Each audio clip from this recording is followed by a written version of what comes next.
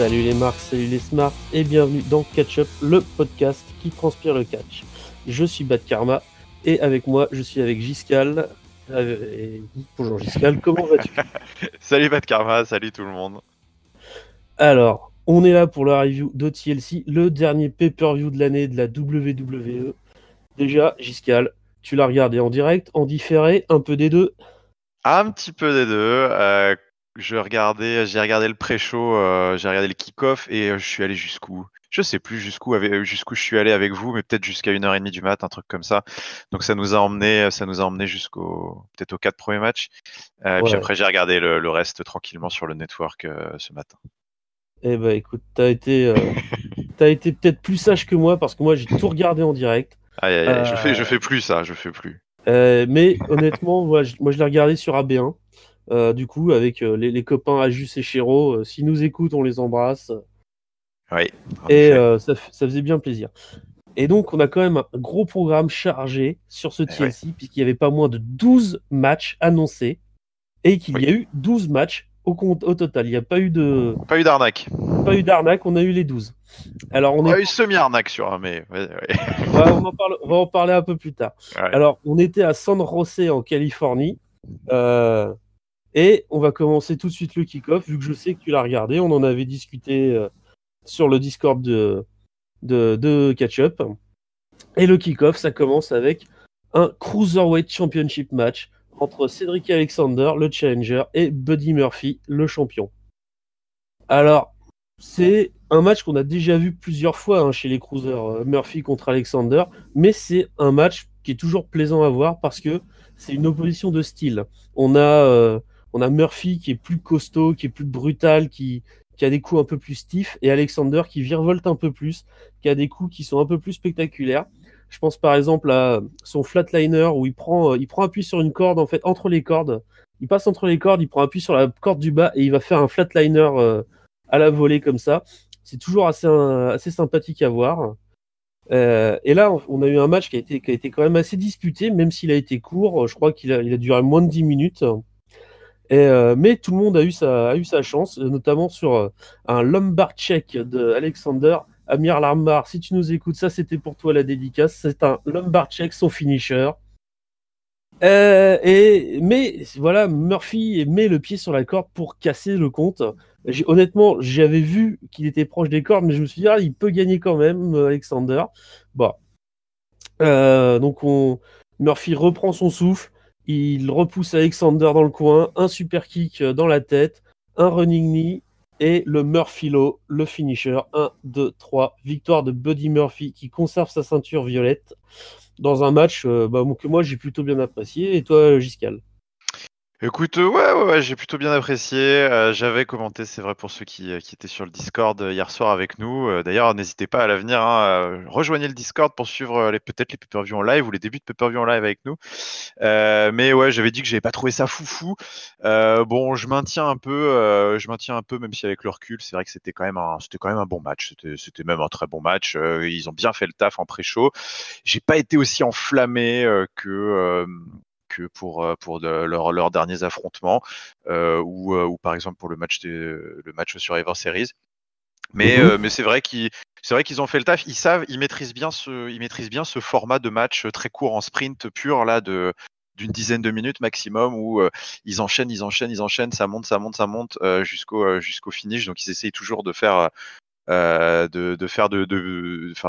monter en intensité sur leur move. Et c'est vrai que tu vois des trucs que tu vois pas dans les autres matchs, le Michinoku Driver, tu l'as dit, le Flatliner, tous ces finishers un peu aériens qu'ils ont. Donc, écoute, c'est super plaisant à suivre en pré-show et ça a bien. Je trouve qu'ils ont bien réveillé la foule. C'est pas facile de débuter en pré-show comme ça devant souvent des gens qui arrivent dans les gradins.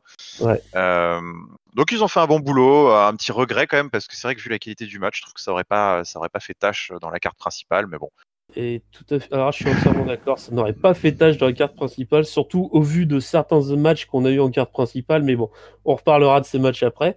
Je te rejoins sur le fait que effectivement, c'était un match correct. Hein. Moi, c'est ce que je disais. Il est pas foufou parce que bah, ils avaient 10 minutes. Voilà. Et 10 minutes en kick-off, bah, ils ont fait ce qu'ils ont pu avec. Puis t'as le public qui s'est bien chauffé, hein. Il y a eu des chants 205, 205, 205 quasiment tout le match. Les deux ont une bonne alchimie dans le ring, ça se sent aussi. Franchement, ouais. Dernière fois que c'était affronté, c'était pas à la Survivor Series, vu que c'était Mustafa Ali, je crois, qui avait affronté Murphy, mais c'était au Super Showdown en Australie. Et où là, vous avez eu un match d'anthologie avec une durée qui était assez monumentale pour des cruisers dans un show comme ça. Mais ouais, un bon petit opener de kick-off, ça fait toujours plaisir. Et la suite, bah, on pouvait se dire, bah, ça commence bien, ça devrait bien continuer. Et bah, la suite justement, donc on nous apprend.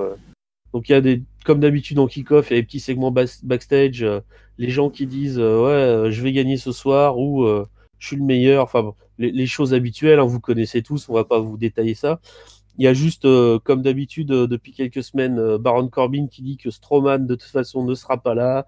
Donc, il va gagner par forfait, comme il l'avait annoncé à Raw, comme il l'avait déjà dit plusieurs fois. Mais il reste du temps dans le kick-off, et dans ce kick-off, il y a un deuxième match, un ladder match entre Bobby Lashley et Elias. Bobby Lashley accompagné de son Man of the Hour, alias Lio Rush.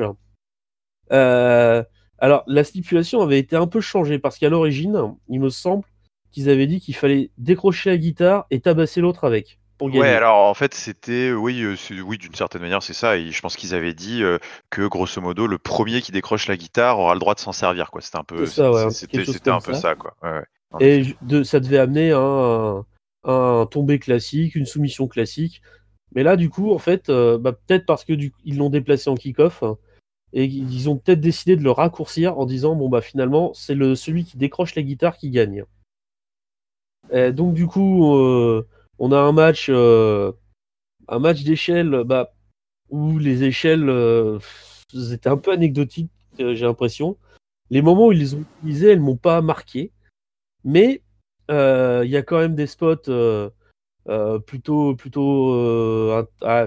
je vais dire intéressants en étant un peu gentil, notamment quand Bobby Lashley fait un Dominator à une échelle et la balance sur Elias. C'est peut-être le spot le plus marquant. Lio Rush qui a essayé d'empêcher Elias de monter, comme tout bon manager heel qui se respecte. Et au final, Elias réussit quand même à décrocher sa guitare, à gagner le combat. Il s'apprête à s'en servir sur Bobby Lashley ou sur Lio Rush, mais le duo l'arrête et c'est finalement lui qui voit la guitare se briser sur son dos d'un gros coup de la part de Lashley, accompagné d'un frog splash de Lio Rush pour finir en beauté. Yes. Alors, Ouais. ton avis sur ce match, qui moi personnellement, je vais pas le cacher, m'a pas marqué plus que ça. Non, bon, l'inverse aurait été surprenant quand même. Je pense qu'il a pas dû marquer grand monde. Enfin, peut-être, hein, je sais pas, les auditeurs, vous me direz ce que vous en pensez, mais c'est vrai que Ringside avait, je crois, dit sur le Discord au moment du match que c'était un des pires ladder matchs de l'histoire. Bon, je sais Ouais, pas parce ouais. que j'ai pas vu tous les ladder matchs de l'histoire, alors je me garderais bien d'un tel jugement définitif. Mais en tout cas, de mémoire récente, je pense que c'était sans doute un des moins agréables à regarder. C'est vrai, Ça c'est sûr. tu l'as dit, les échelles étaient reléguées au rang d'accessoires de décoration très anecdotiques. Ils ne se sont pas du tout servis de la stipulation. C'était lent. C'était pas à l'image du pay-per-view et d'un ladder match, quoi. Tu t'attends à un truc violent, à quelques petites innovations, et là il y a rien eu. On avait l'impression de regarder un match de milieu de Raw un peu lent, mais avec des échelles autour.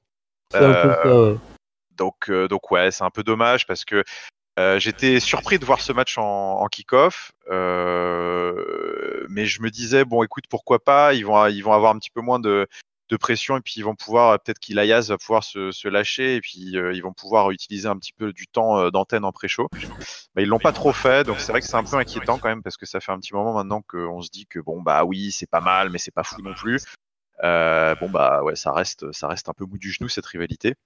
Ouais. Et puis ce résultat un poil feignant quand même, hein, c'est vrai. Bon bah d'un côté on donne la victoire à Elias, mais en même temps on donne le beatdown à Lashley. Bon, Ça fait un petit peu, pour l'instant, on sait pas trop à quel sein à se vouer. On va continuer comme ça, puis on verra bien où ça nous emporte.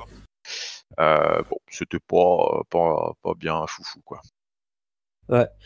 Et en y repensant, là, je me souviens, à un moment, il y a Elias, je crois, qui tente une powerbomb, enfin, qui fait une powerbomb à Lashley sur une échelle. Oui, L'échelle n'a pas plié. D'habitude, quand ils font ça, l'échelle, elle plie. oui, c'est Là, il est vrai qu'il y resté avait. net, hein.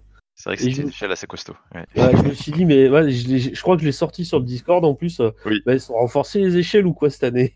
Alors après, je sais pas, peut-être qu'ils ont pas bien porté la prise sur le point de flexion de l'échelle, parce que parfois elles sont fragilisées à certains endroits et pas d'autres. Alors je Ouais, sais c'est pas, mais possible. écoute, c'était visuellement, c'était pas ouf du coup. Mais Mais bon, toujours est-il que cela concluait la partie catch du kick-off. Il y avait toujours les discussions habituelles pour hyper les matchs du show principal. Ça faisait plaisir de voir un peu le panel aussi. Ça faisait un moment que je les avais pas vus. Enfin, j'avais pas regardé les kick-offs ces derniers temps, j'avais regardé que les matchs. Et là, ça faisait plaisir de voir un petit peu Booker T, David Otunga et les autres qui racontaient, ouais, toujours marrant Booker T. Ouais. ouais, qui nous hypaient autant que possible le show, quoi. Et ils ont fait leur taf et c'était plutôt bien de leur part. Donc ça, c'était un point positif du kick-off. Mais Je suis bien le d'accord. kick-off, ça ne fait pas un pay-per-view. Et maintenant, on va entrer dans le gros de la carte. Il y a quand même 10 matchs sur cette carte principale. Certains qui, en plus, avec des stipulations qui peuvent penser que ça va durer longtemps. Oui. Mais pas celle-là. Le premier match, c'est la finale du Mixed Match Challenge entre The Fabulous Truth, Carmella et R-Truth, contre Alicia, Jinder Mahal, Alicia Fox. La petite stipulation qui fait plaisir, les vainqueurs auront la 30e place au Royal Rumble match Ouais. et des vacances tout frais payés aux frais de la fédération. Ouais. Alors, c'est un match comédie, hein, on va pas se mentir, Oui, on va pas se c'était mentir. divertissant. Je pense que c'était le bon moment, alors, je pense qu'ils avaient deux places possibles pour ce match.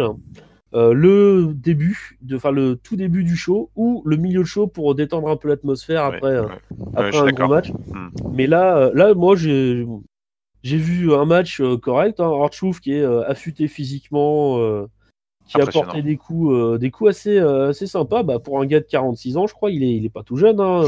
Il a 46 ans, Artrousse. Ouais, ouais, c'est impressionnant. Son corkscrew elbow, par exemple, c'est toujours sympathique. Jinder Mahal a été stiff, comme d'habitude, dans son style. Mais c'est les filles qu'on a surtout vues dans ce match, Carmella et Alicia Fox.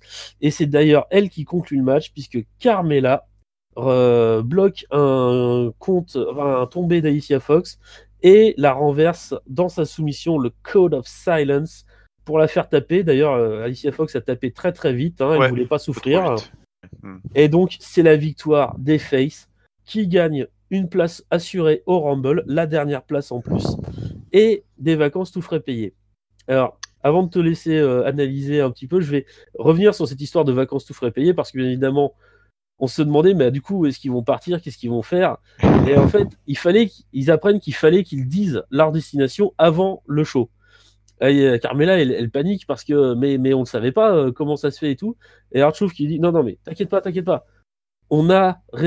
J'ai pris les devants. Je sais où on va. Donc Carmella s'emballe. Ah, est-ce que c'est Barcelone? Est-ce que c'est Rome? Est-ce que c'est Paris? Enfin, est-ce que c'est Paris? Est-ce que c'est un autre endroit super? R-Truth qui fait monter la hype pour finalement révéler qu'ils iront à Stanford, dans le Connecticut, au siège social de la WWE. En gros, ils vont prendre des vacances au boulot. C'est ça. Voilà. Bon. C'était la petite vanne de fin de fin d'angle qui prévoit, enfin qui augure, je pense, d'un truc assez, sans doute d'une petite vignette vidéo à SmackDown assez fun dans les semaines à venir. Ouais.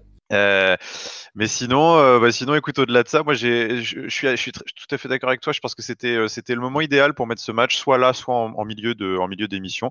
Mais là, je trouvais que c'était vraiment parfait parce que ils ont le capital sympathie nécessaire. Ils ont l'énergie pour. Donc, je trouve que c'était un opener qui était, ma foi. Voilà, on va pas en faire des caisses non plus, mais je trouve que c'était un bon opener. Tu vois, ça met la patate, ça met le sourire. Jinder Mahal, Alicia Fox, évidemment, c'est pas l'équipe qui m'enflamme le plus, mais en tout cas, Artruth et Carmella, moi, ils m'amusent beaucoup. Ouais.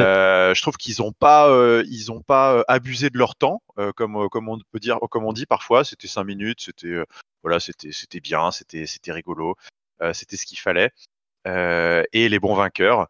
Moi, je continue quand même à regretter un petit peu cette stipulation. Je sais pas toi ce que t'en penses, mais je trouve que cette stipulation est un peu dommage de spoiler un truc qui fait aussi un peu le sel du Rumble, quoi, d'avoir Ouais.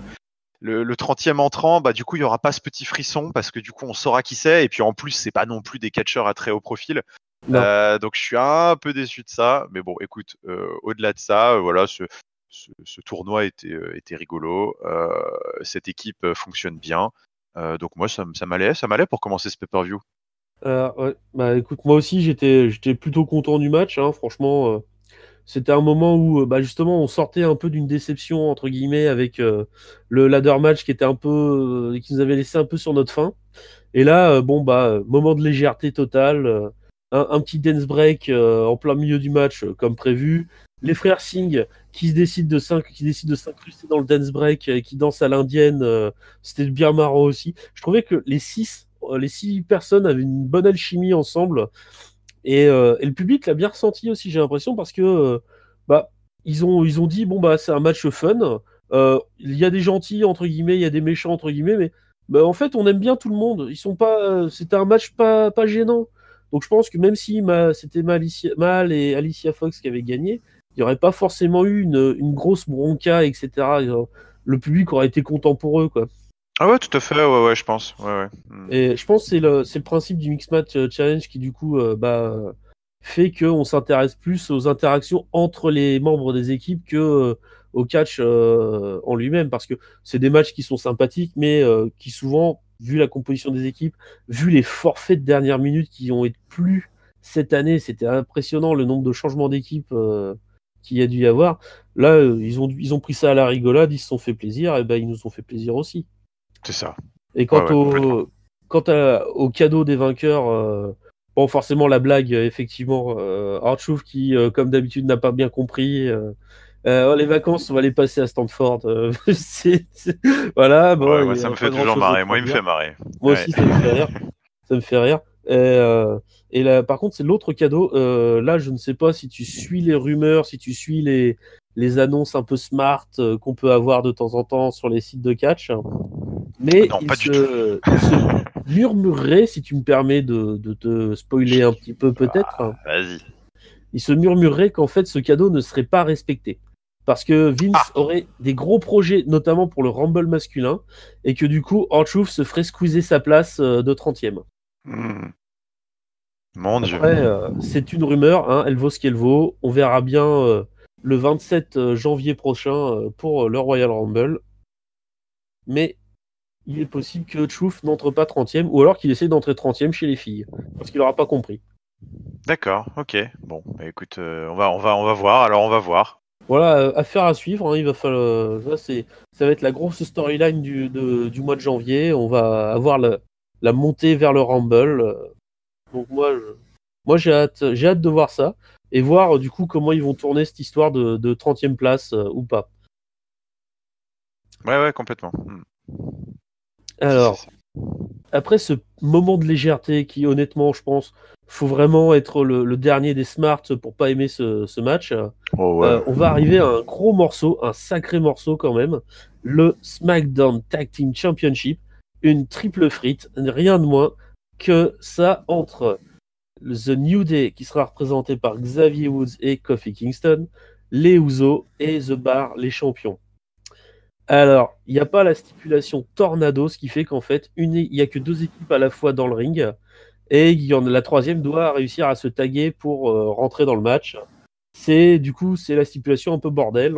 C'est toujours dur à suivre qui a fait le tag ou pas. L'arbitre a été assez moyen sur le match. Il y a des moments, on faisait des comptés sur des gars qui n'étaient pas légaux, si on avait bien suivi les tags, mais bon, c'était un peu compliqué pour tout le monde.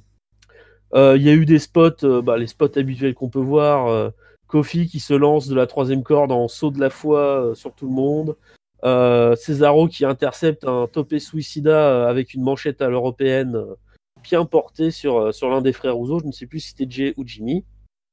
Et un Alious sur Xavier Woods, c'est violent. Hein, je l'ai vu, l'impact, il est bien pris. Mais tout ça n'empêche pas le final, le Brogue Kick final de Sheamus, le guerrier celte, qui fait le tomber sur Xavier Woods. Et les champions gardent leur titre sur ce qui était peut-être l'un des matchs les plus indécis, du moins au point de vue de la carte avant le pay-per-view. Je sais que moi, j'avais hésité dans mes pronos à dire qui allait gagner. Bah, j'avais mis sur les Housseaux, j'ai perdu.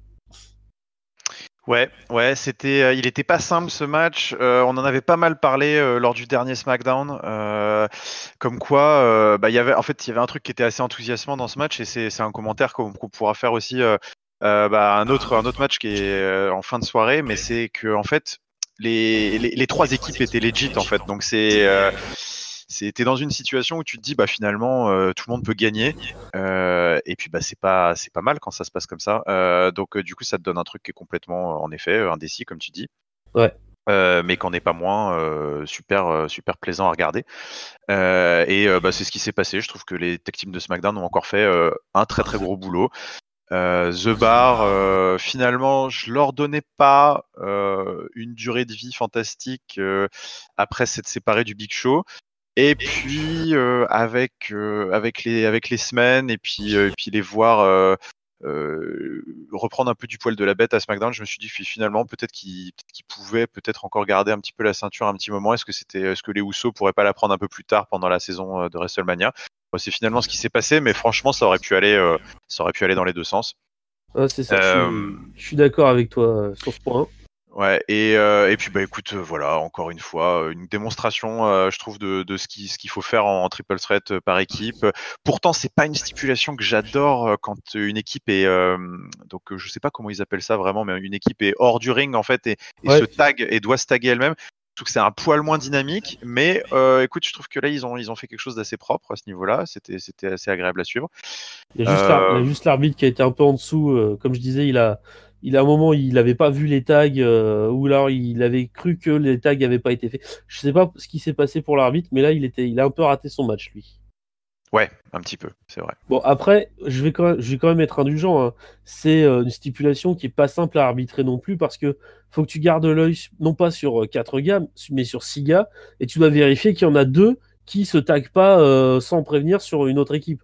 Donc c'est assez compliqué. C'est pour ça que je préfère quand il y a des triple threat tag team qui les les mettent trois sont dans le ring. en tornado. Soit les 3 équipes sont dans le ring, soit ils les mettent en tornado et tout le monde peut taper tout le monde, peut faire le tornado, c'est sympa aussi. Ouais, et voilà, mais ils s'en sont bien sortis, honnêtement. De toute façon, comme le disaient les copains Ajus et Chero, c'est le top de la division tag team à SmackDown et peut-être même dans toute la fédération. On va, je pense, pas loin. On va pas bouder notre plaisir. Hein.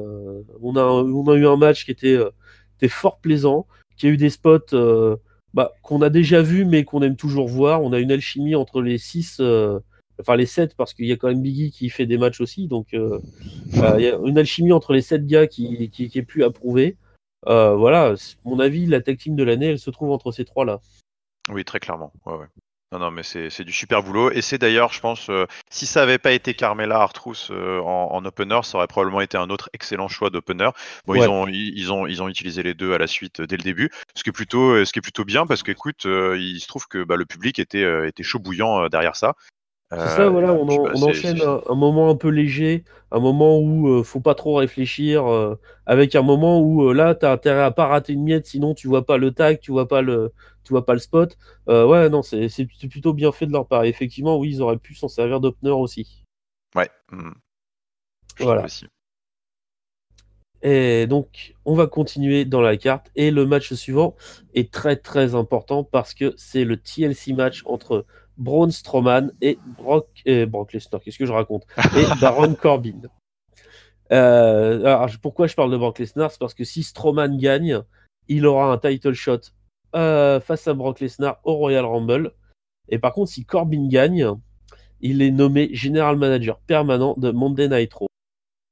Et bien évidemment, s'il ne gagne pas, il n'est plus de general manager et il peut arrêter ses entourloupes qu'on a eu depuis quelques mois. C'est ça.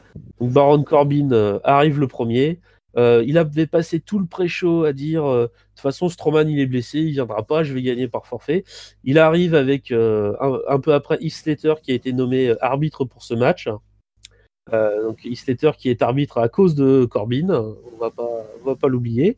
Et donc il dit à Slater fait sonner la cloche et commence le décompte. Strowman ne viendra pas. Donc Slater s'exécute. 1, 2, 3, il arrive jusqu'à 7. Et là, Strowman arrive avec le bras gauche en écharpe. Dans le bras droit en écharpe, je me suis trompé. Oui, et oui. un micro dans l'autre main. Donc on se dit, tiens, il vient demander à ce qu'on repousse le match ou est-ce que autre chose. Eh bien non, il rappelle qu'un TLC, c'est un match sans disqualification. Alors que, et du coup, si quelqu'un veut venir aider Strowman à affronter Corbin, eh ben c'est parfaitement légal. Et là débarque tour à tour Apollo fucking Crews avec une chaise, Bobby Roode, Chad Gable, les champions tag team avec des chaises, Finn Balor avec une chaise également.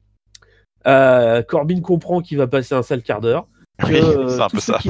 tous ceux qu'il a un peu entourloupés depuis qu'il est general manager vont l'attaquer. Il dit à Heath Slater sort tout le monde du ring, le match on l'annule, il va pas compter. Et là Slater il se rebiffe, il met une droite, il dit non, tu m'as entourloupé aussi, je rejoins la révolution. Donc il commence à tous à le taper un peu. Corbin essaye de s'enfuir sur la rampe, mais la musique de Kurt Angle retentit. Kurt Angle revient et il ramène Corbin dans le ring à coups de chaise. Ils lui font tous un petit finisher, un petit frog splash d'Apollo Crews, le combo neckbreaker moonsault de Gable et Roode, un petit coup de grâce, l'angle slam et Strowman fait le tomber sur Corbin en lui mettant juste le pied sur le torse. Slater compte 1, 2, 3, victoire de Strowman. Strowman aura donc un title shot et Corbin n'est plus de general manager.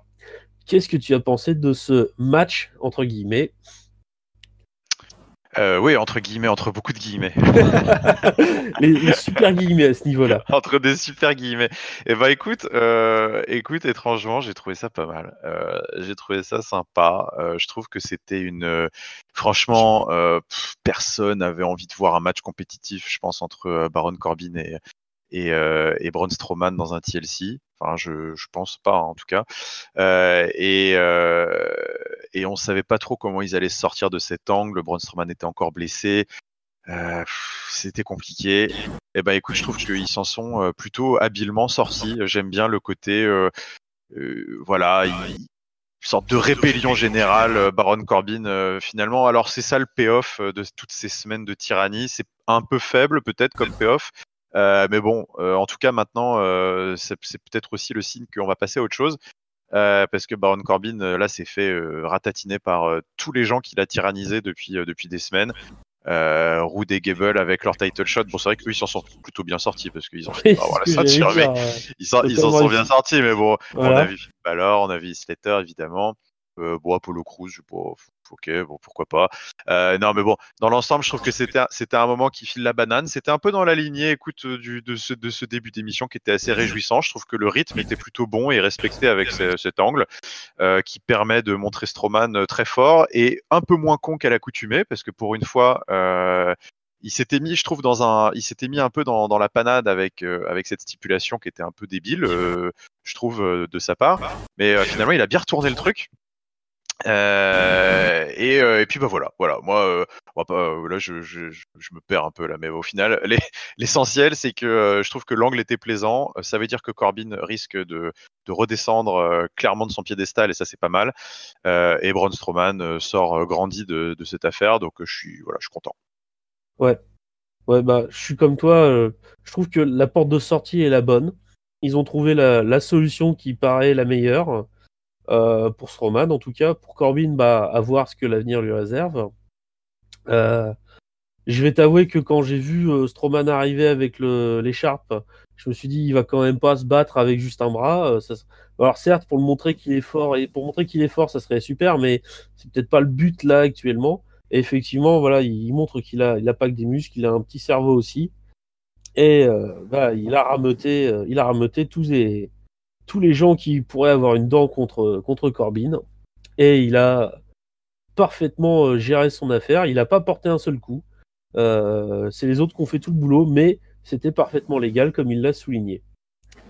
Alors, je vais rajouter à ce segment un petit passage qui était sur le site de la WWE de backstage avec Heath Slater qui dit que maintenant que Corbin n'est plus là, peut-être qu'il va pouvoir redevenir un vrai catcheur et qui lance et qui donne en fait son maillot d'arbitre au caméraman en disant tiens mon gars, j'en ai plus besoin.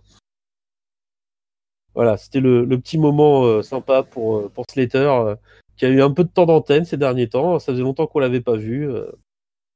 Ça permettait de le remettre un peu devant tout le monde.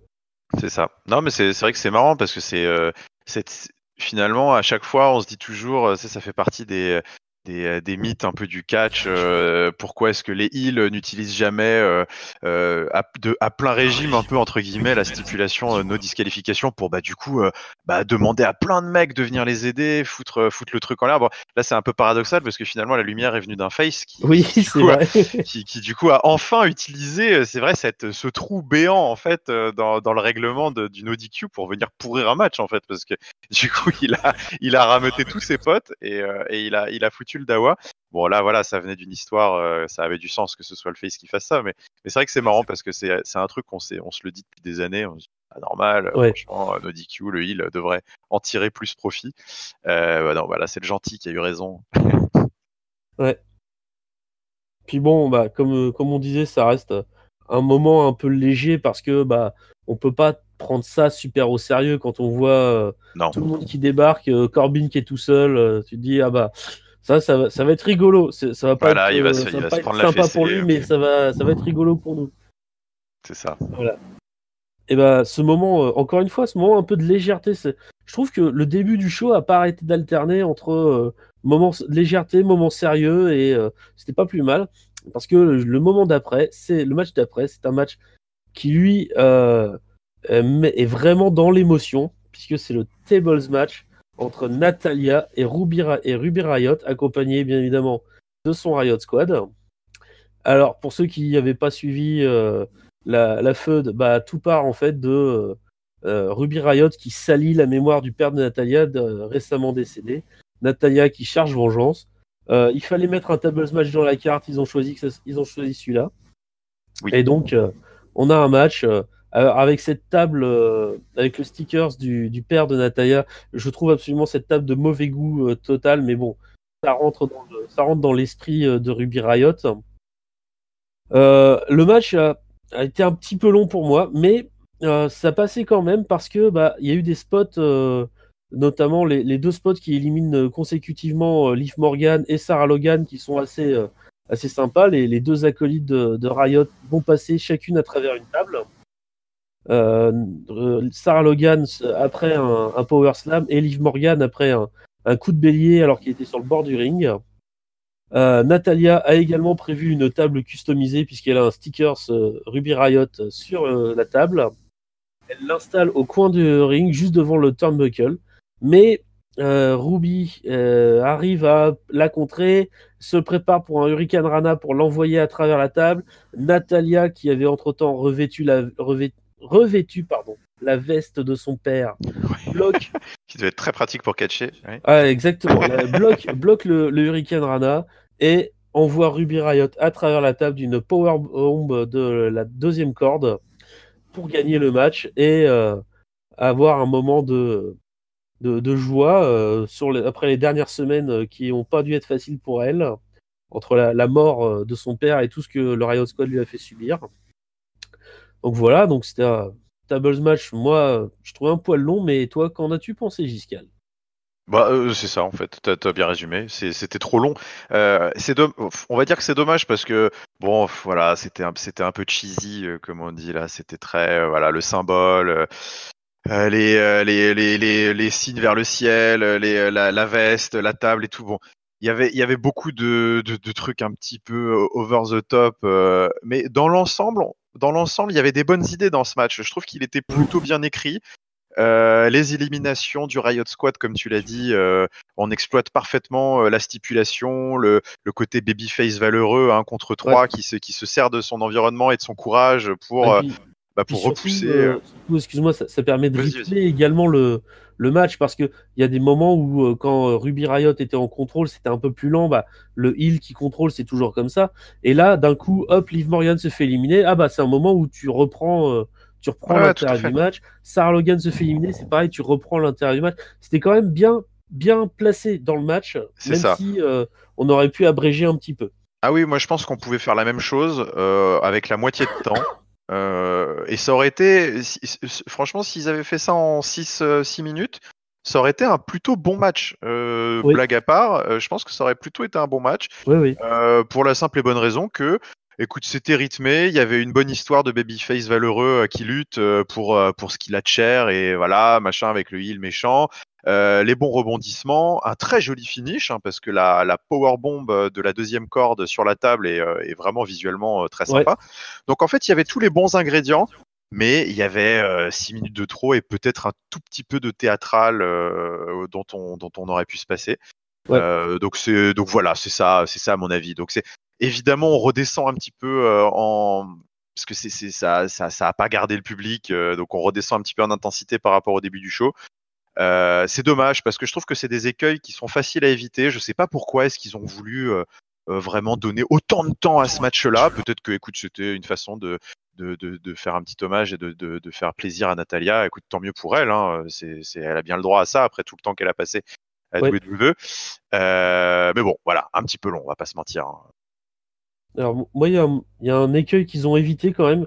Je m'attendais à voir arriver Sasha Banks et Bayley Ah oui, pour. non, heureusement que non. Ouais. Et je me suis dit, quand elles sont pas arrivées, c'est tant mieux, parce que Oui, honnêtement, ça aurait été de trop si les deux arrivaient.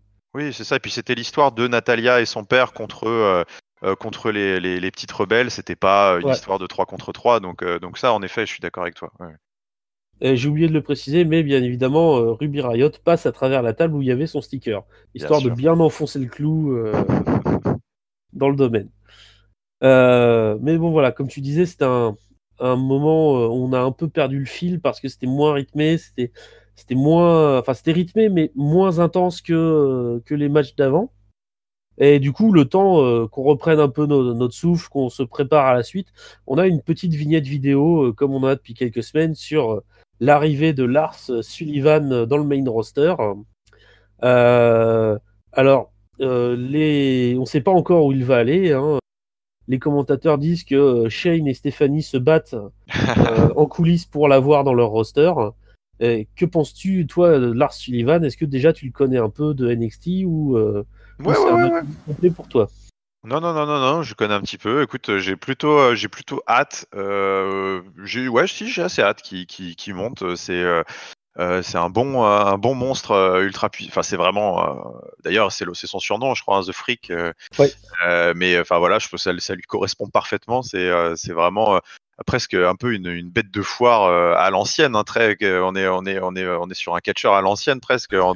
dans son apparence, vraiment le monstre quoi, le mec bigger than life. Et donc j'ai assez hâte de le voir arriver dans le main roster. Je pense qu'il peut faire assez mal. Et tu le verrais Euh, plutôt à Raw ou à SmackDown? je sais pas, c'est compliqué. Il a le profil du catcheur de Raw, c'est vrai. Il a un petit peu le profil du catcheur de Raw, je trouve. Néanmoins, je sais pas, il y a quand même ce qu'il faut. Il y a quand même ce qu'il faut à Raw. Je sais pas. Écoute, honnêtement, je sais pas trop. J'ai pas trop d'avis sur la question. Ouais, j'ai Non. pas vraiment réfléchi. Je sais pas. Moi, Toi, t'en penses quoi? moi, je vais t'avouer que je le verrais plutôt à SmackDown parce qu'en fait, la place de monstre à Raw est déjà prise. C'est Strowman. Il peut pas y avoir deux monstres dans le même show. Alors que, Oui, c'est vrai. pardon. Alors que à SmackDown, t'as pas de monstres comme ça. Il y a le Big Show qui fait une apparition de temps en temps, mais il est plus capable d'assurer derrière. Donc, moi, je le verrais bien à SmackDown. En Monster Hill qui vient justement affronter pourquoi pas Daniel Bryan ou AJ Styles, qui sont des plus petits gabarits, pour justement rester dans la dynamique David contre Goliath que la WWE sait si bien manier. Et l'opposition de style serait pas inintéressante, hein, entre Sullivan ou Bryan, ou entre Sullivan et Styles. C'est pas faux. Ouais. Écoute, pourquoi pas SmackDown en effet, c'est peut-être pas un profil qu'il y a à SmackDown, donc en effet, ça pourrait être intéressant. Bon, en tout cas, ils essayent de créer de la hype. Hein, ça c'est, on peut pas leur enlever ça parce que Ouais. les vignettes, il y en a eu. Déjà, il y en a chaque semaine à Raw à SmackDown. Il y en a eu dans le pré-show en veux-tu en voilà des vignettes sur Lars Sullivan. Il y en a pendant le pay-per-view. Donc ils martèlent. Hein. Je sais pas ce qu'ils ont prévu pour lui, mais en tout cas, ils y vont. Ouais. Bah, on verra bien de toute façon. Là, honnêtement, je suis pareil, je suis assez hypé. Peu importe le show où il ira, ça peut être intéressant. Donc, à voir par la suite. Ouais. Et la suite du show, justement, une fois cette vignette terminée, c'est un match qui n'a pas de stipulation. Il n'y en a pas beaucoup dans ce pay-per-view, mais celle-là, on n'en a pas. Entre l'Écossais Drew McIntyre et l'Irlandais Finn Balor. Un match qui a un peu surpris tout le monde par son résultat, Ah puisque oui. suite à une intervention de Dolph Ziggler qui super kick McIntyre et s'apprête à le frapper avec une chaise, mais l'arbitre intervient, McIntyre bloque le coup. euh, c'est là qu'il se prend un dropkick dans la tête alors qu'il avait encore la chaise en main. Et Finn Balor enchaîne avec le coup de grâce pour un tombé assez rapide. Le match a duré une petite dizaine de minutes, je crois, peut-être un petit peu plus.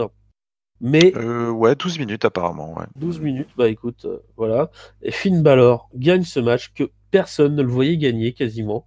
Du moins dans l'équipe catch-up, je crois qu'on avait tous mis, ou presque tous, McIntyre vainqueur. Je vais revérifier rapidement. Ouais. Il me semble. Et Non, donc voilà. c'est une grosse surprise. Ouais, c'est une grosse surprise. Et alors, Euh, surprise mise à part, qu'as-tu pensé du match en lui-même? Écoute, surprise mise à part, j'ai trouvé que ce match était pas mal du tout. C'est pas une surprise. Voilà, je m'attendais à de toute façon une belle prestation des deux hommes. Donc ça, c'était pas étonnant. Finn Balor, toujours. Moi, en fait, ce que j'ai bien, au-delà de la performance individuelle des deux, ce que j'ai beaucoup aimé dans ce match, c'est l'opposition de style et de physique. En fait, c'est vrai que il y a un truc, il y avait un truc assez captivant, toujours de voir McIntyre et son physique de tronc d'arbre vraiment, mais massif, face au lutin Finn Balor. Quand McIntyre catch face à un catcheur comme ça moins impressionnant que lui, je trouve il est très très impressionnant à regarder comme ça. Il dégage une impression de puissance qui est assez terrible. Donc déjà je trouve que même après l'opposition de style, voilà, la vitesse de Finn Balor face à la puissance, je trouve que voilà, ça marchait bien, bonne alchimie entre les deux. Euh, et puis alors l'intervention est anecdotique dans le sens où bon voilà, c'est pas forcément ce qu'on retient du match, même si ça a amené quand même ça a amené le résultat, mais bon, ça reste assez anecdotique.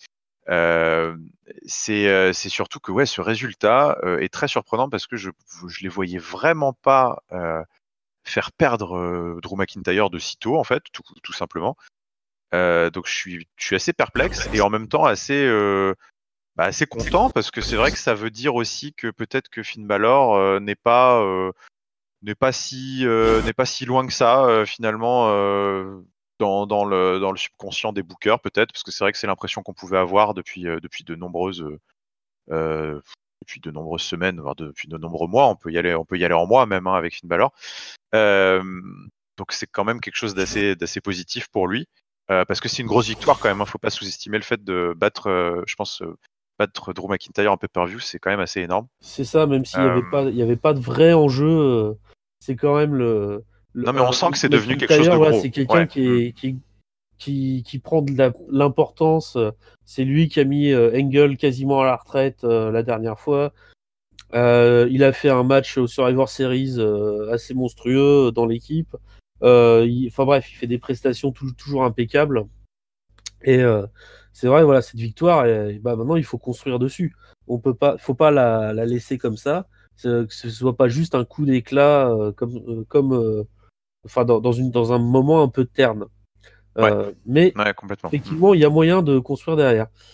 Alors, on n'en a pas fini avec ces 3 individus, puisque en coulisses, Charlie Caruso demande à Finn Balor des commentaires sur sa victoire, et il dit que il est content d'avoir gagné, mais il comprend pas ce que Ziggler faisait là et pourquoi il est venu s'incruster.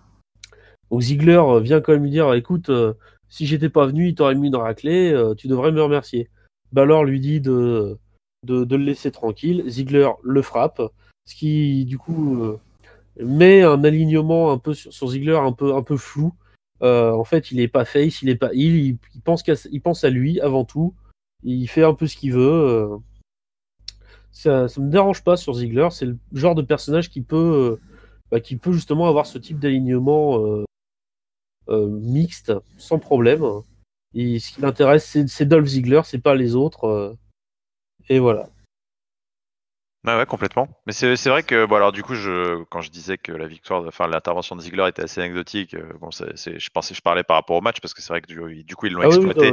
dans le match, Ouais, c'est pas grand chose. Hein. ils l'ont exploité derrière. C'est vrai que, écoute, on pensait face turn de Dolph Ziggler parce qu'il s'était rebellé face à Drew McIntyre. En même temps, ça restait juste une rébellion face à un ex-pote, mais voilà, c'est un heel contre un heel, quoi, qui se fritait parce qu'il y en a un qui était pas content que l'autre humilie l'autre. Donc c'est vrai qu'on pouvait encore flirter un petit peu avec l'alignement de Dolph Ziggler des deux côtés. Manifestement, c'est ce qu'ils décident de faire puisque il a des interventions qui font popper la foule, mais en même temps, là, il s'en prend à Un Finn Balor, favori, ouais, il un s'en prend un favori, favori de la du foule. public. Donc c'est vrai qu'on peut se permettre de faire ça avec Dolph Ziggler et c'était pas trop mal fait. C'était pas trop mal fait. Voilà, on propose des petits trucs, on propose des petits rebondissements, des petites avancées pendant le pay-per-view, tout en ouais. Donc non, mais voilà, j'ai trouvé que c'était ça intéressant comme petit segment. Mm. Ouais, moi aussi. Puis comme tu le disais, l'alchimie entre Balor et McIntyre dans le ring était assez plaisante. Il n'y avait pas de problème de timing entre les deux. Les coups étaient portés comme il fallait. Ou du moins, s'il y a eu des problèmes de timing, ils ont réussi à les masquer. Ah ouais, Moi, non, non. moi, franchement, j'ai trouvé le match très plaisant pour un match Ouais. sans stipulation. Alors que justement, moi, je suis le genre de gars dans un pay-per-view à appellation comme TLC, Hell in a Cell, tout ça. Je trouve que justement, il faudrait mettre l'accent plus sur les stipulations. Et là, il n'y en avait pas et ça aurait pu me sortir du match avant même qu'il commence. Mais en fait, non, j'étais bien dedans parce que les deux sont des super pros. Ouais, Et, c'était très propre, hein. et voilà, et donc la victoire un peu surprise de Finn Balor. Et en fait, pas si surprise que ça pour Ringside, puisqu'il l'avait pronostiqué. Bravo Ah, il Ringside. l'avait pronostiqué, Ouais, bravo à lui parce de que l'équipe franchement, Catch-Up, c'était le seul à l'avoir pronostiqué. bravo à lui alors. Ouais, je m'y attendais. Moi, Voilà. franchement, je m'y attendais pas. En fait, c'était un peu vraiment une question de ce qui s'est passé sur les dernières semaines, quoi. C'est Drew McIntyre semble être la force dominante à Raw C'est qui ça, voilà. poussait. Donc je le voyais vraiment pas perdre face à un Finn Balor qui peine à gratter des victoires quand il est pas en tenue de gala, en démon, en pay-per-view là. Ouais. Donc ça me semblait assez évident et écoute, une première surprise dans ce pay-per-view. Ouais. Mm. Et alors, donc on a eu un match de table, on a eu un match d'échelle, et maintenant on va passer au match de chaises. T'aimes bien les chaises, Giscal, d'habitude ou pas? Je tords ça, je suis même assis sur une chaise actuellement, donc Et là, on va mettre plein de chaises autour du ring. Randy Orton et Rey Mysterio arrivent. Alors, ils perdent pas de temps. Ils se saisissent d'une chaise tous les deux assez rapidement. Ils s'envoient les coups comme on s'y attendait. On a quand même plutôt une grosse domination d'Orton dans le match. Rey qui s'en sort par des actions un peu rapides. Et puis à la fin du match, Orton, après son DDT de la deuxième corde, ne se lance pas pour le RKO comme d'habitude, mais il attrape des chaises, il les installe et il amène Rey Mysterio sur l'une de ses chaises et se fait surprendre sur un sunset flip alors qu'il s'apprêtait vraisemblablement à porter un RKO. Et Mysterio remporte la victoire de cette façon, un peu par filouterie, par vitesse et, euh, et malignerie, enfin bref, un petit peu de ruse de renard pour le GOAT qu'il s'était marqué sur son pantalon Greatest of All Time. Voilà. Donc, qu'as-tu pensé de ce match qui n'a pas duré longtemps, mais qui a été assez rapidement dans le vif du sujet? Ouais. Bah, écoute, c'est ma petite déception quand même de ce pay-per-view côté SmackDown. C'est ce match. J'en attendais pas non plus une montagne, mais je pensais que deux super pros comme eux, avec une stipulation no DQ, parce que bon, au final, c'est ça, hein, Cheers match, c'est du no DQ avec des Alors, chaises. Euh, c'est pas exactement ça, parce qu'en fait, c'est une subtilité. Sur le ah, chair match, tu peux utiliser la chaise comme tu veux, mais si tu utilises une échelle, une table, tu te fais disqualifier quand même. ah d'accord, C'est ok. déjà arrivé. C'est Autant déjà pour arrivé moi. lors Bah du écoute, tout premier tu TLC. tu m'apprends quelque chose, je ne savais Ah pas. Je bah, pensais que alors c'était juste une sorte de no DQ où les gens se bornaient à utiliser les chaises parce que bon bah voilà, c'est tout ce qu'ils ont sous la main. en fait, Je ne non. savais pas. Lors du tout premier pay-per-view TLC en 2009, il y avait un match entre l'Undertaker et Batista, un chair match. Et D'accord. Batista avait été disqualifié en fait pour avoir utilisé autre chose qu'une chaise. Ah, eh ben écoute, Donc tu m'apprends quelque chose. Et je pense que voilà. tu apprends quelque chose à pas mal de nos auditeurs, donc c'était une précision bien utile. Mais en tout cas, toujours est-il que bon, voilà, j'ai été un peu déçu parce que je pensais qu'il ferait des trucs un peu plus innovants, un peu plus fun. J'ai pas senti le Orton super vicieux, super violent qu'on a pu avoir contre Jeff Hardy lors de sa dernière rivalité. Mhm. J'ai pas vu le Rey Mysterio super virevoltant. Alors oui, le petit quand il se sert de la chaise comme un surfboard là et qui passe sous la première corde pour faire un Ouais. splash sur. Bon, c'est sympa. Mais voilà, il y avait que ça. Finalement, de 12 minutes de match, on retient qu'un petit spot et une victoire de filou. Je suis un petit peu déçu, de ce match qui, je trouve, a fait un peu redescendre l'enchaînement de Finn Balor, Drew McIntyre, qui était très correct, hein, et de celui-ci a quand même fait, je trouve, à ce moment-là de la soirée, pas mal faire descendre la pression. Mm. Euh, et bon, c'était un reproche. Alors, je suis d'accord avec toi. Je pense que on est un petit peu déçu parce que bah on connaît le pédigré des deux, hein. Voilà, Ouais. on les connaît bien depuis le temps qu'on regarde. On a toujours envie de les voir faire des super matchs. Là, je pense ils ont dû aller vite à l'essentiel parce que le programme était trop chargé. Ils ont dû faire des sacrifices, certains matchs qui ont duré peut-être un peu trop longtemps, d'autres qui ont peut-être pas duré assez. Je pense qu'avec 5 minutes de plus, ils auraient pu nous sortir des spots un peu plus marquants. Ouais. C'est Euh, peut-être un match qui, pour le coup, a manqué de temps par rapport à d'autres qui ont eu trop de temps, voilà. peut-être. Ouais.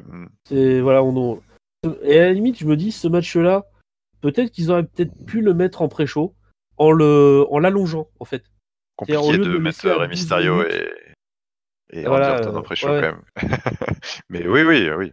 Après ce match de chaise qui nous a un petit peu laissé sur notre faim, Giscal et moi, peut-être que vous, les auditeurs, vous avez apprécié. N'hésitez pas à nous dire ce que vous en avez pensé. On va passer à un match de championnat féminin, celui de Raw, avec la championne Ronda Rousey qui va affronter Nia Jax, qui pour rappel avait gagné sa place de challengeuse lors de la Battle Royale du pay-per-view Evolution. Nia Jax est accompagnée de Tamina comme depuis plusieurs semaines. Le match, je vais être un peu vache, mais j'en ai rien retenu, mis à part que Tamina n'a servi à rien. Elle a fait une pauvre intervention qui a pas suffi. Et Ronda finit avec un armbar pour faire taper Nia Jax. Donc Giscal, si tu as plus de choses à dire sur ce match qui moi ne m'a absolument pas marqué, sans toi autorisé à en dire plus. Non, eh ben, écoute, ouais, si, écoute, moi j'ai plutôt bien aimé ce match. Alors, est-ce que j'en ai retenu des choses? Je sais pas. En tout cas, j'en retiens une impression, encore une fois, très positive de Ronda Rousey, qui, je trouve, a été très bien, encore une fois, dans un nouveau, dans un nouveau registre, là où c'était un peu du David contre Goliath. Elle a bien celle pour Nia Jax. Je trouve qu'elle était, sa partition était assez convaincante. L'opposition de style était plus agréable à regarder que ce que j'anticipais, parce que je m'attendais un peu à une purge. Et je trouve que Nia Jax a, toute proportion gardée, fait plutôt du bon boulot pour faire la Monster Hill, la montagne insurmontable. pour Ronda Rousey. Donc je trouve que la dynamique était pas mal. Ça, voilà, ça, encore une fois, je me répète, mais ça a permis de voir un peu un nouveau visage de Ronda Rousey, une Ronda en difficulté, une Ronda qui doit sortir les tripes un peu et se battre elle part d'en dessous pour essayer de surmonter le truc. Donc je trouve que c'était pas mal, c'était pas trop long, c'était plutôt bien fini, plutôt bien fichu. Et puis le final, voilà, bon après le armbar avec elle embrasse le poing de Nia Jax. Je trouvais que le visuel était sympa là. Elle lui dit voilà ton poing là, ce que j'en fais. Et puis juste avant de lui porter son armbar. Donc écoute, dans l'ensemble, j'ai trouvé ça plutôt sympa et je trouve que c'était une bonne défense de titre pour Ronda Rousey avant de s'orienter vers des choses plus sérieuses. Donc voilà, ils ont fait le taf. Alors, je vais quand même nuancer un peu mon propos. Hein. J'ai pas retenu grand-chose du match parce que il était pas commençait à être mauvais. tard. Je commençais à accuser le coup. Mais c'est vrai que il y a quand même l'opposition de style qui effectivement a bien fonctionné, notamment au tout début où Ronda Rousey faisait un peu une Mohamed Ali, des petits coups rapides mais des petits coups enchaînés très vite et hop on esquive, on reprend la distance et puis on recommence, tu sais, le fly like a butterfly et hit like a bee. Bref, ça Oui. fonctionnait assez bien, je trouvais. Oui, un petit peu. Oui, je suis d'accord. Ouais. Et je disais, enfin, et puis j'ai été méchant en disant il y a aucun spot qui m'a vraiment marqué. En fait, il y en a un que j'ai trouvé plutôt sympa, c'est quand Ronda prend de l'élan, fait un saut assez haut quand même, hein, pour envoyer son avant-bras dans la tête, dans la tempe de Nia Jax. Ça, Ah je ouais, trouve ouais, très sympa. Ouais. visuellement, voilà, c'était bien l'illustration du David contre Goliath qu'on aime bien voir. Donc voilà, donc on a la championne valeureuse qui a gagné face à une adversité qu'elle n'avait pas encore connue. Mais ce n'est pas fini pour elle ce soir parce que on va avoir deux petits segments en coulisses. Le premier avec Nia Jax et Charlie Caruso qui lui demande des commentaires. Nia Jax ne lui parle pas. Becky Lynch vient se rappeler au bon souvenir de Nia Jax en lui donnant un coup et en l'envoyant contre le mur, tout en lui disant d'arrêter de mentionner son nom et d'essayer de choper de la pop ou de la hit à ses dépens. Et Ronda Rousey, un peu plus tard, qui dit que maintenant, enfin, on lui demande si elle va passer à Charlotte Flair ou à autre chose. Elle rappelle que le karma est une bitch, comme elle Ouais. dit, et qu'elle est la baddest bitch on the planet. Donc Et ça va du chier. coup, laisse entendre qu'elle n'en a pas terminé ce soir. Ça, ouais, sympa ce petit segment backstage. Encore une fois, hein, comme le segment entre Finn Balor et Dolph Ziggler, j'ai beaucoup apprécié ces petits segments backstage que tu as mentionnés. Parce que c'est assez rare dans un pay-per-view qui prennent le temps là entre les matchs de continuer à raconter des histoires quoi. Donc Becky Lynch qui vient solder en quelque sorte hein, C'est ça. son affaire avec Nia Jax qu'elle avait. Donc ça voilà, ça s'est soldé. Et puis Ronda Rousey qui par contre elle c'est loin d'être soldée. Donc voilà, on continue à raconter des choses. Ça fait du liant dans l'émission. J'ai beaucoup aimé ça, ces petits segments. Puis surtout, c'était quand même assez surprenant dans un pay-per-view aussi dense. Hein. On rappelle, Ah il y oui, avait oui, oui, 10 oui. matchs, 10 matchs sur la carte principale en 4 heures. Tu C'est fais bien assez de le rappeler. surprenant Oui. de voir ces petits Qui segments. prennent Mais le temps de écoute, faire ça. Ouais. voilà, c'est toujours agréable parce que ça permet de ne pas avoir un truc où il y a que les combats qui comptent. Non, ce qui se passe backstage aussi. Ouais, puis le monde Ça, s'arrête pas de tourner pendant le pay-per-view, quoi. Tu vois, c'est ça qui est sympa voilà, aussi. exactement. Ouais. Et alors, on va rester backstage parce que avant le match suivant, on a une petite interview d'AJ Styles qui dit que bah, pour lui, l'ancien Daniel Bryan, le nouveau Daniel Bryan, bah, c'est le même gars en fait, il a la même tronche, il n'y a pas de différence. Il peut les battre tous les deux n'importe quand. Et que maintenant, il en a assez des mind games de Bryan.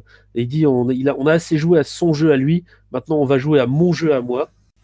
Et ça nous amène tout ça au WWE Championship. Un match sans stipulation, encore une fois. C'est peut-être un petit peu dommage quand même, mais bon, Un petit peu. c'était peut-être pas obligatoire, mais on va en reparler après.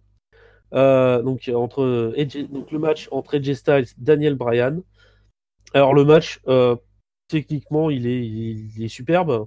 Il n'y a pas, il y a pas de faute. Les deux, techniquement, on le savait, de toute façon, sont des maîtres de leur art.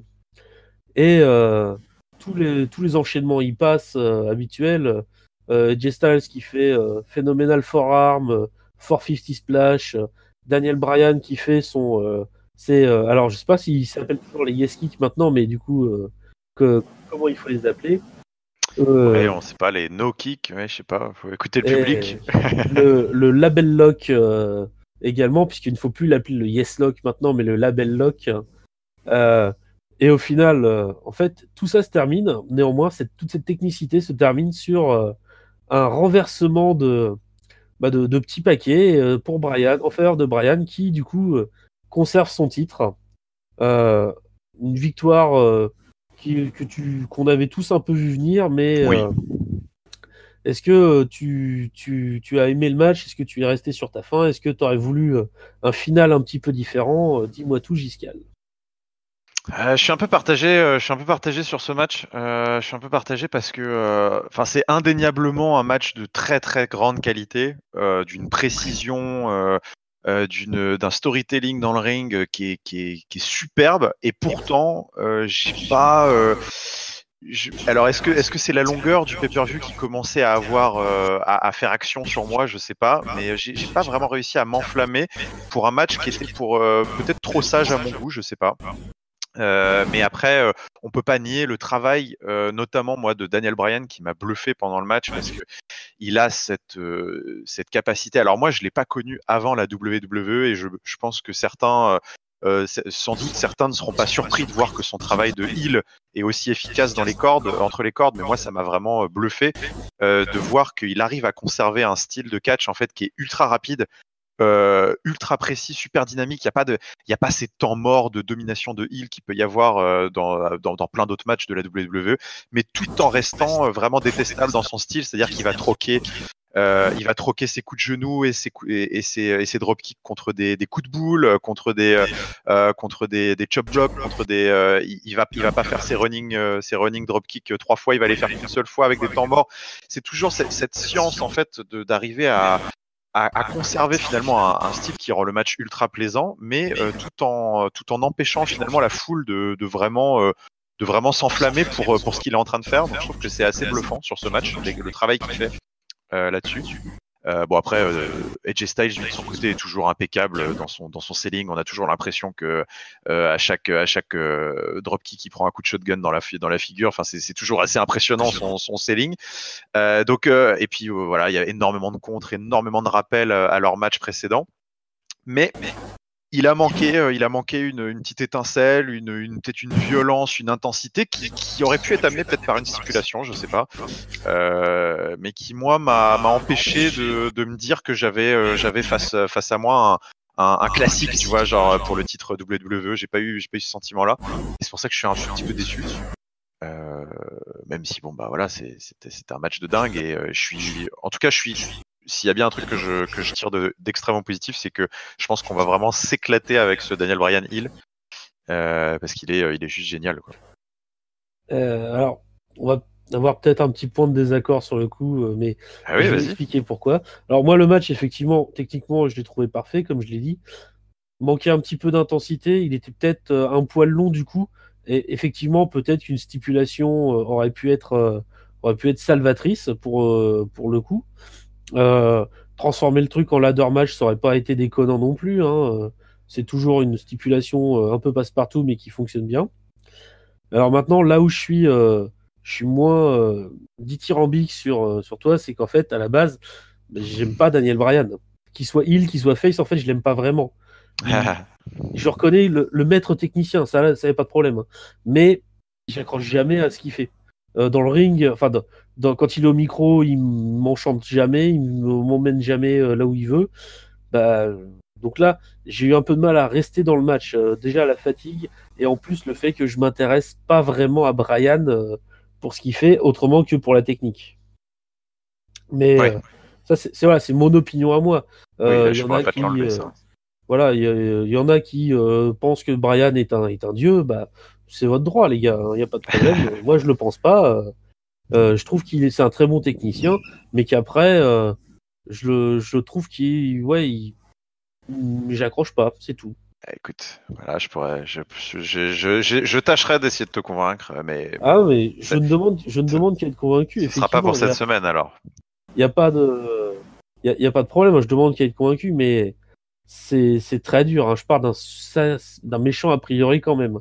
Parce que, bah, Daniel Bryan, moi je me souviens de la première saison d'NXT en 2010, de son arrivée ratée, entre guillemets, avec le Nexus, puis son retour pour l'équipe à SummerSlam, etc. Mais déjà à l'époque, il m'intéressait pas vraiment, il m'intéressait. Le seul moment où je le trouvais intéressant, c'était dans les interactions avec son pro de l'époque, le Miz. Déjà, j'avais du mal à m'y faire. J'avais du mal à rentrer dans le personnage.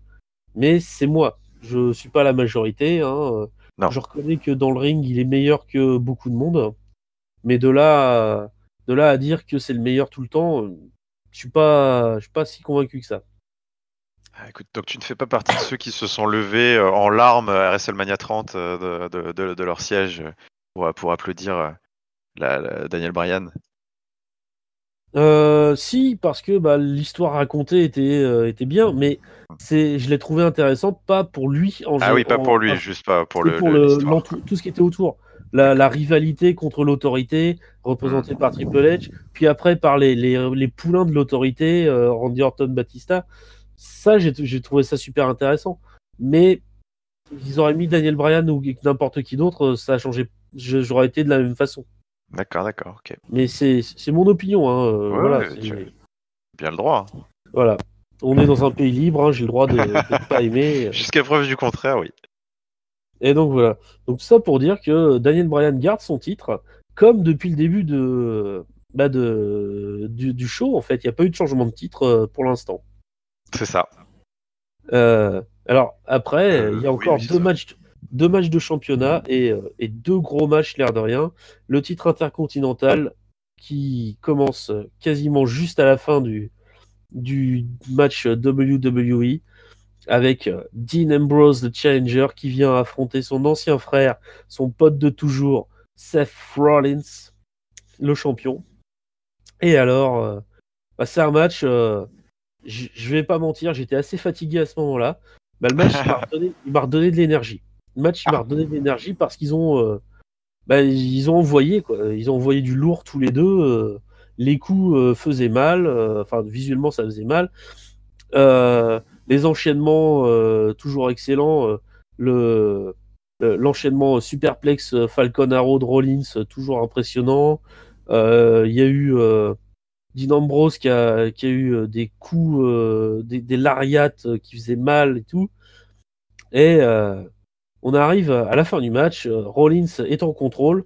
En contrôle. Il contrôle le match, mais il perd un peu ses nerfs. Il aurait pu gagner par décompte à l'extérieur. Mais il va ramener Ambrose sur le ring pour le finir avec un stomp. Et là, il se fait bloquer. Il se prend un coup de pied dans l'abdomen. Dirty Deeds. 1, 2, 3. Ambrose remporte le match. Nouveau champion intercontinental. Au terme d'un match qui a été intense. Une rivalité qui est intense également. Et voilà, un match qui, moi, m'a bien réveillé à ce moment-là. Ah, bah écoute, alors ce sera notre deuxième point de désaccord Il en de faut, la hein, il soirée, en il en faut. faut. Ouais, non, alors moi c'est ma grosse déception, grosse déception du pay-per-view. C'était pas du tout le match que j'attendais entre les deux. J'ai trouvé ça très très convenu, on va dire. C'était pas la bagarre de rue sanguinaire entre deux frères déchirés que je m'attendais, enfin que je voulais voir. Écoute, c'était un match de catch qui était, alors là-dessus, sur l'intensité des coups, sur la solidité, tout ça, il y a vraiment, il y a pas de problème. Enfin, c'était très propre. Mais peut-être même sans doute trop propre en fait pour moi. C'était Ouais. trop carré, trop abaissé comme match de catch, et c'est pas du tout. Enfin voilà, de toute façon, dans ce match, il manquait beaucoup de choses. Il manquait une histoire depuis plusieurs semaines qui n'arrivait pas à prendre. Il manquait une stipulation. Il manquait il manquait pas mal d'ingrédients pour que ça m'enchante, et ça m'a pas enchanté. Et c'était très très long en plus. C'était extrêmement long, et c'est dommage parce que si ça avait été un match porté par un storytelling de 3-4 semaines ultra intense où les deux se seraient déchirés, et là ils se seraient envoyés des parpaings de malades à coups d'échelle ou de table, de trucs et tout pendant 25 minutes, ça aurait été génial. Mais 25 minutes de catch mat wrestling avec de temps en temps quelques suicide dive à droite à gauche et quelques blockbusters, ça m'a pas suffi, quoi. Voilà, j'ai été vraiment très déçu par ce match, et c'est vrai que j'en attends beaucoup plus pour la suite. Ils peuvent encore rattraper le coup, hein, parce qu'ils ont une telle histoire entre les deux que maintenant il va y avoir une revanche. Mais voilà, vu que Rollins a le droit à son rematch, la rivalité est probablement pas finie. Hein. Ils vont, à mon avis, ça va être une des grosses rivalités du premier quart de l'année 2019, quasiment jusqu'à WrestleMania, je pense. On devrait quand même arriver à des matchs plus intenses, plus comme tu voudrais les voir, avec des stipulations qui vont vendre du rêve. Mais j'espère. c'est vrai que en y repensant, comme tu le dis, le match aurait mérité une stipulation. TLC, tables, ladder, que ce soit un TLC, un table match, un chair match, bref, une stipulation, ça aurait pu être intéressant. Ouais. Tu vois, moi, j'ai du mal avec le fait, quand même, tu vois, parce que là, je profite de ce match-là qui est, je trouve, le plus bel exemple, enfin, l'exemple le plus criant. Mais j'ai quand même du mal avec le fait que dans un pay-per-view TLC, donc bah voilà, tu t'attends à voir tout un tas de stipulations, et il y a eu tout un tas de stipulations. Sauf que le problème, c'est que tu t'attends quand même à ce que ce soit tes matchs un peu phares, tes attractions principales qui proposent ces stipulations. Et c'est vrai qu'au final, les stipulations, elles ont été mises sur des matchs très secondaires. Randy Orton contre Rey Mysterio, Natalia contre Ruby Riott. Lashley et Elias. Lashley et Elias. Enfin, on pourra redescendre la carte. Et c'est vrai qu'au final, tu te retrouves avec Daniel Bryan contre AJ Styles sans stipulation, Seth Rollins contre Dean Ambrose sans stipulation. Ça fait bizarre. Voilà. Oui, non, je te rejoins. Là, je suis entièrement d'accord. C'est vrai que on a l'impression qu'ils ont ajouté les matchs, les stipulations sur les matchs sans importance parce qu'ils se sont dit, au fait, il faut qu'on foute une stipulation, comme ça. Ça fait un peu raté, c'est vrai.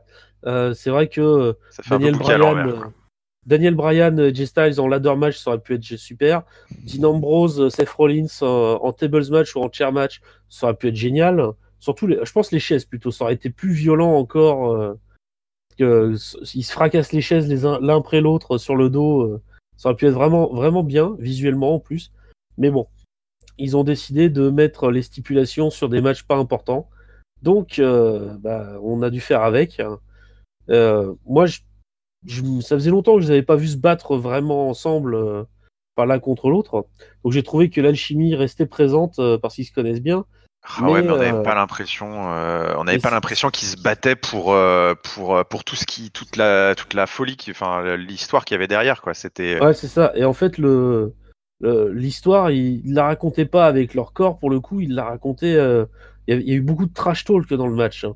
Ah ouais, alors au commentaire, il y a eu au commentaire Corey Graves et Renee Young aussi, c'était presque trop d'ailleurs, ça, j'ai trouvé que c'était un peu. Alors moi j'ai pas eu.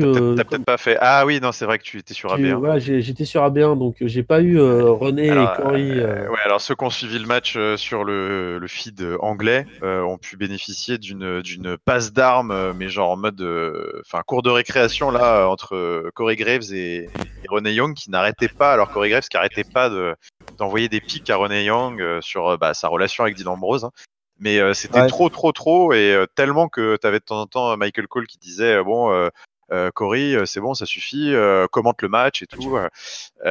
C'était bizarre. Hein. D'ailleurs, justement, pendant tout le match, je me demandais si ça allait pas déboucher à quelque chose. Pour ceux qui passent de temps en temps sur le forum des cahiers du catch, on avait éventuellement évoqué la piste que peut-être qui sait. Renee Young allait peut-être être impliquée dans ce match et faire gagner son mari, ou se peut-être passer du coup un peu en valet heel de Dean Ambrose. Bon, c'est pas arrivé, c'est peut-être pas trop tard, hein. Mais en tout cas, ils poussent le truc à fond. Hein. C'est un angle qu'ils essayent de pousser. Hein. Surtout qu'en plus, c'est une relation qui était restée plus ou moins discrète, secrète pendant longtemps.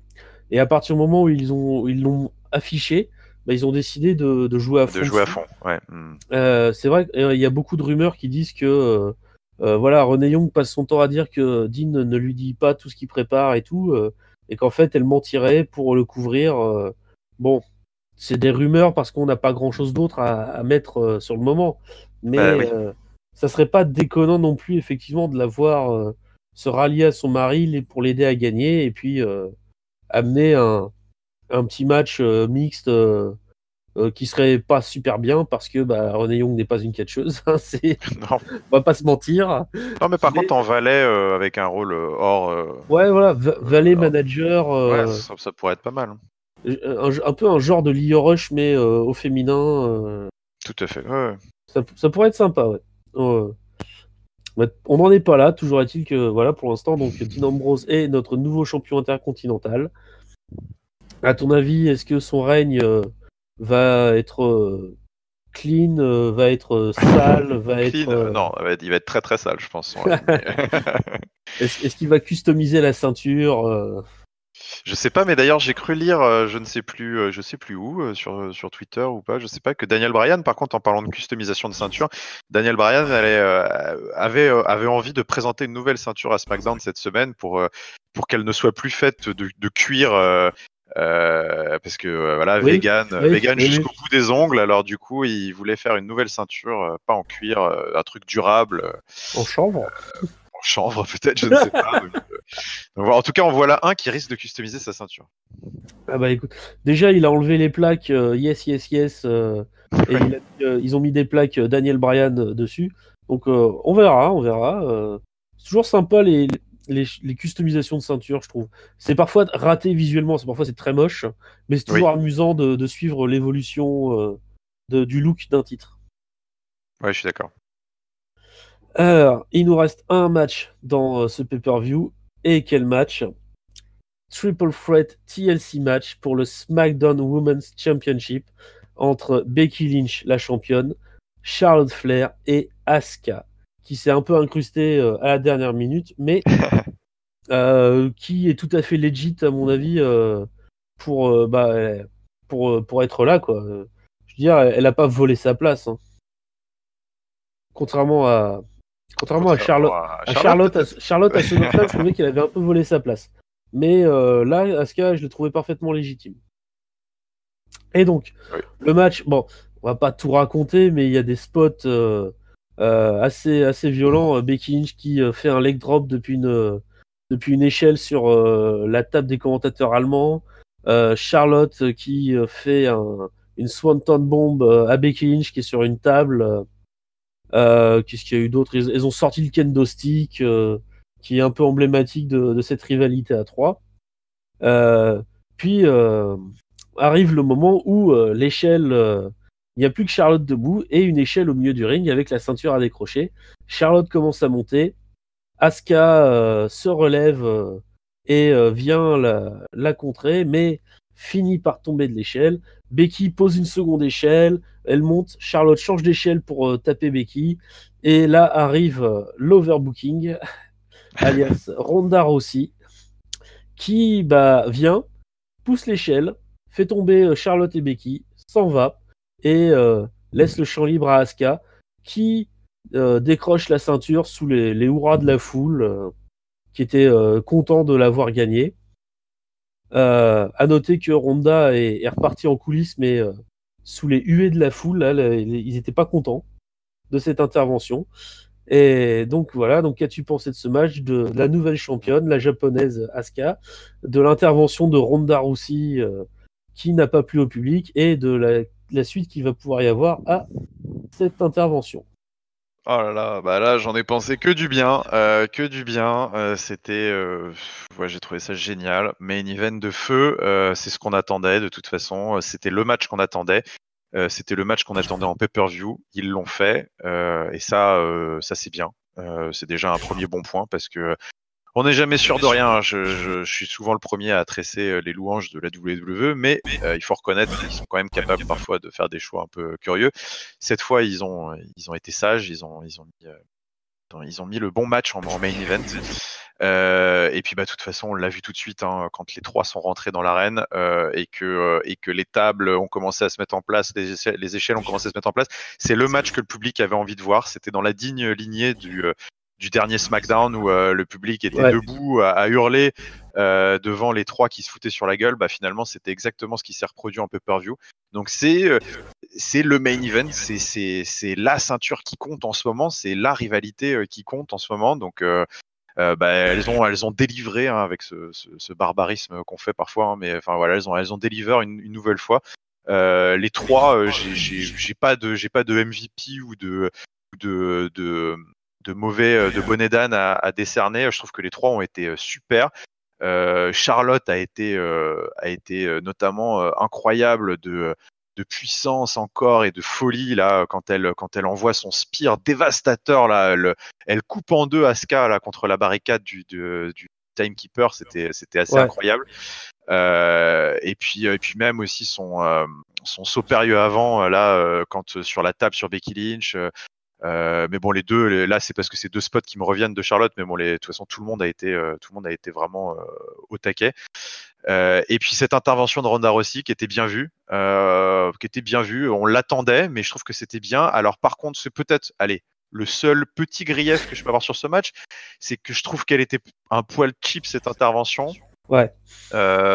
Écoute, c'est difficile de se dire que Ronda Rousey se contente en fait juste d'aller pousser une échelle. Je pense qu'elle aurait pu, je sais pas, foutre un petit Samoa Slam à l'extérieur du ring, une petite patate dans la tronche de Becky Lynch au passage, histoire de bien mettre sa marque et pas juste pousser son échelle.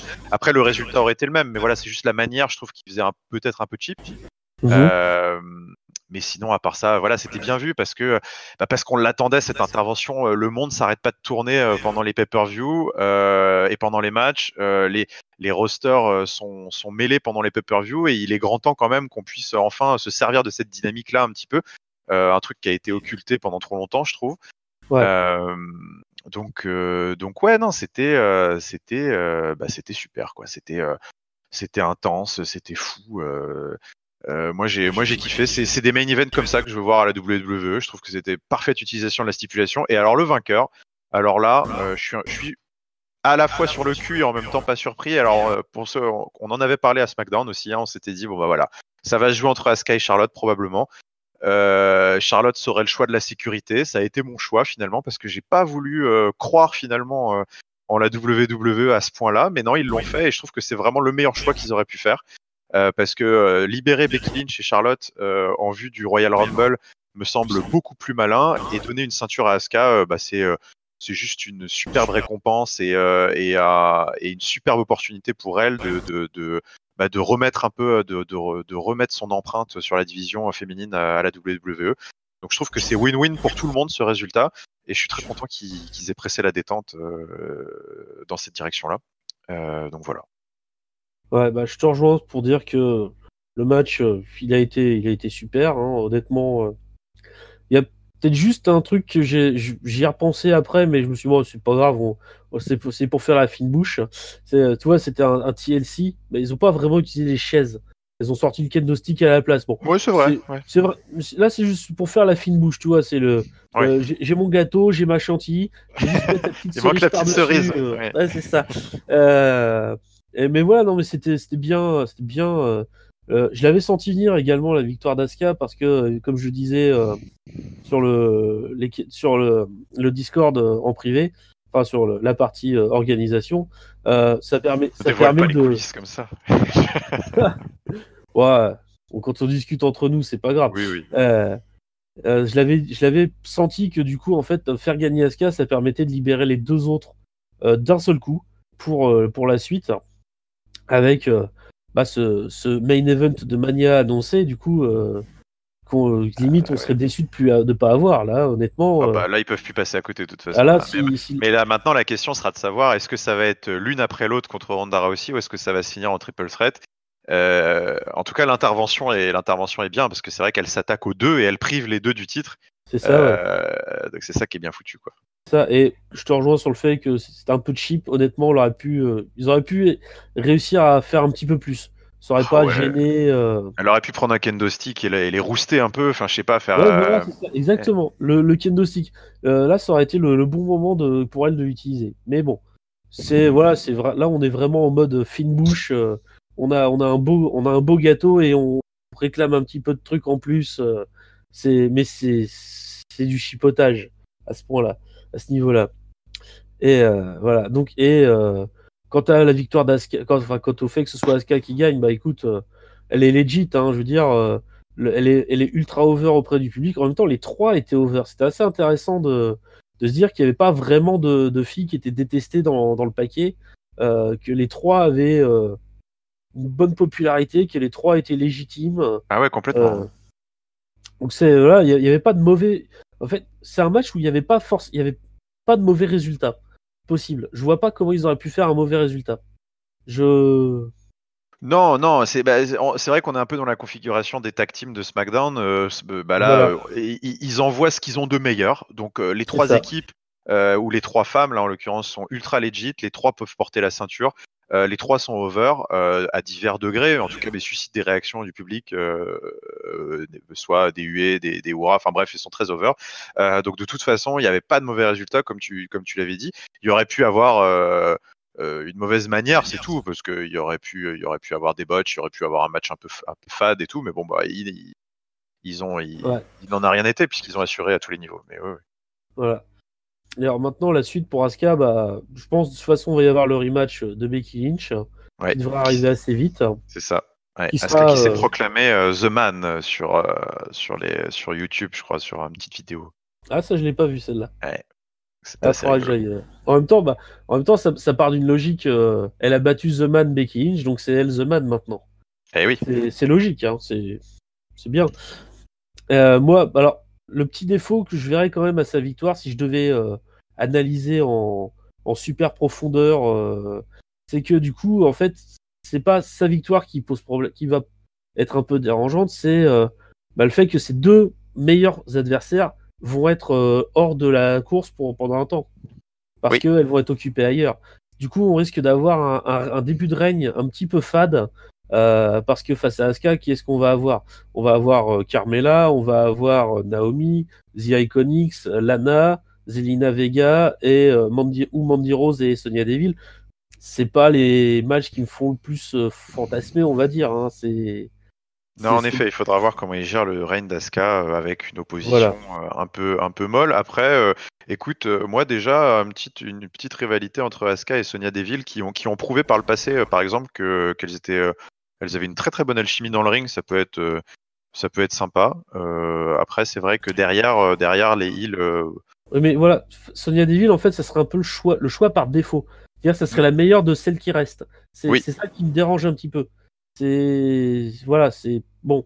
On va faire avec, hein, de toute façon, on est habitué, on n'a pas le choix. Mais ça, ouais, tu vois, la cerise, en fait, elle est un peu pourrie, en fait. Faudrait peut-être l'enlever. Ah, écoute, on va voir ce que ça donne. Ouais. Et c'est en tout cas l'image qui concluait le show. Asuka triomphante sur l'échelle, la ceinture dans les mains. Alors elle la levait pas au-dessus de sa tête, elle avait peut-être peur de tomber, mais elle était toute à sa joie. Et les deux autres qui fulminaient de déception et de rage. Donc je pense que lors du Monday Night Raw, on devrait en avoir plus sur cette nouvelle rivalité à trois avec Et oui, parce que Ronda, du coup, Charlotte et Becky. là, la rivalité est vraiment à fond les ballons et elle s'étend sur 2 émissions. Donc, du coup, c'est ça qui est Ouais, compliqué. Il va falloir des ouais. réponses. Donc voilà. Écoute, ça va être l'heure pour nous également de conclure, donc ça va être le mot de la fin. Giscal, ton top, ton flop et ta note, s'il te plaît. Alors, ça va être un peu de l'impro parce que c'est vrai que du coup, bah, on fait cette review très tôt et je me suis pas trop préparé. Oui, alors Mais voilà, pour ceux qui nous écouteraient un peu plus tard, en fait, on est le lendemain du show, hein, on est il est 16 h du et show. Il est 16 h et Giscal a fini de regarder le show ce matin et euh, on fait la réaction à chaud. et ouais, voilà le dévouement. Non, mais mon top, bah, écoute, je vais rester dans la lignée du main event et puis je trouve qu'elle le mérite. Alors, je vais le donner aux femmes parce que je m'enflamme rarement pour du catch féminin. D'ailleurs, enfin, pour être très honnête, c'est pas du tout mon truc, le catch féminin. Mais enfin là, je ne peux que m'incliner face à une prestation comme ça. Enfin, elles ont fait un tel spectacle et c'était tellement bien exécuté. Elles ont tellement emmené tout le monde que ça, c'était un vrai main event de pay-per-view. Ça, c'est un main event de catch et j'ai envie de leur dire bravo. Et même même un top d'honneur à Asuka parce que vraiment, la réaction du public quand elle a grimpé l'échelle, tu sentais que tout le monde était super heureux et puis son sourire quand elle décroche la ceinture. Franchement, ça m'a fait super plaisir pour elle et elle le mérite bien. C'est pas un terme que j'aime beaucoup dans le catch, elle le mérite, mais enfin en tout cas là je trouve que elle, en tout cas s'il y en a une qui méritait, c'était elle. Ça fait plaisir de l'avoir gagné la ceinture. Donc voilà, je donnerai mon top aux filles et puis plus particulièrement à Asuka. Et puis mon flop, écoute mon flop, je pense que je vais le donner. Je vais le donner à qui mon flop Je vais le donner à qui C'est une bonne question. Bah écoute, je vais le donner. Si, ma grosse déception finalement, c'est un peu Dean Ambrose et Seth Rollins qui je trouve sont passés à côté du rendez-vous et pourtant ils avaient un sacré créneau avec presque 25 minutes de match et ils m'ont pas fait rêver à la hauteur de l'histoire qu'ils sont censés raconter. Donc écoute, ce sera mon flop. Mais ma note, elle va être quand même très très bonne. Ça va être un 3,75 pour ce pay-per-view que j'ai trouvé. Écoute, si on m'avait dit avant l'émission que je verrais pas les 10 matchs, enfin les 12 matchs passés comme ça, je trouve que voilà, le pay-per-view était assez fluide.